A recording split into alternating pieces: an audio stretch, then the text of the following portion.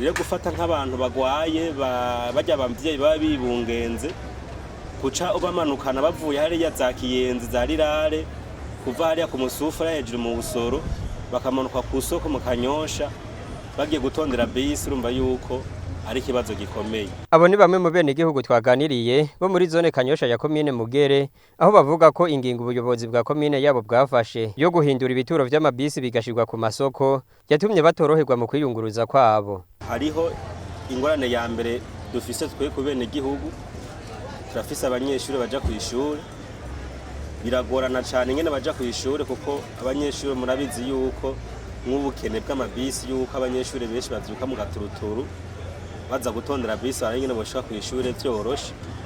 Ubu kandi irya duze Busoro yafasha abantu benshi uhereye kuva hariya kuri duze Umusaga kumanuka gushika aha hepfo ku ruzi rwa Kanyosha kujudugana n'igice gitoya ca Musama gitonya kucufata n'ikindi gice ca Kamesa hepfo ya Kamesa ucufata n'iki gice kandi n'ikindi na quartier Busoro bose baza kwisunga irya parikingi yaduze Busoro.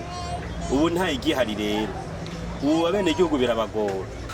Ico dusaba nka twega bene igihugu twosaba yuko ko bavuze bari kwegereza amaparikingi amasoko, twosaba yuko boshira hagati na hagati parikingi basi yaduze Busoro bakayishira kwa vyisi baba bakoze. Nkuko Adelaide Hatangayo musitanteri wa komine Mugere abivuga, iyo ngingo ngo yafashwe mu ntumbero yo kugira ngo borohereza bene gihugu bose. Intunganyo nshasha y'ibituro by'amabisi ije gukemura ikibazo c'uburuhe bwa bene gihugu.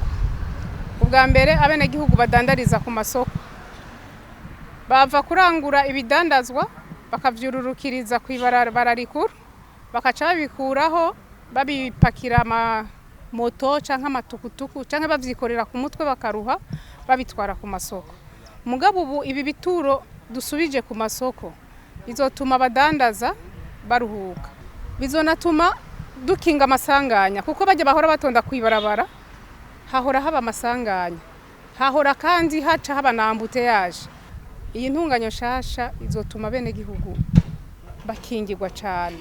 Musitanteri wa komine Mugera ati abene gihugu bategereye aho ivyo bituro bishasha vyashizwe nibahumure kuko hariko haratunganywa ibindi bituro. Abategereye ivyo bituro bishasha bigiye twarabipanze neza, twarategekanije ibindi bituro vyegereye ku mabarabara mugabo bitari kwibarabara, biri hepfo y'ibarabara canke haruguru y'ibarabara. Turiko turabitunganya neza, turahatunganya hama tukasha tumenyesha abunguruza abantu n'abene gihugu. Nk'ubu nk'akarorero kuri Petit Seminaire hari harahoze imodoka zikatiraho, turazisubizaho kugira ngo abene gihugu bazoze barahakatira.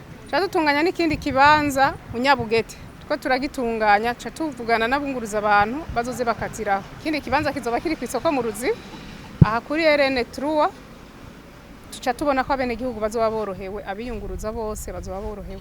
Tubibutse ko ingingo yo kwimura ibituro vy'amabisi muri komine Mugere bigashirwa ku masoko ya Musaga, Kinindo, Kanyosha na Ruziba yatanguye gushirwa mu ngiro kuva ku igenekerezo rya 8 Rusama uyu mwaka.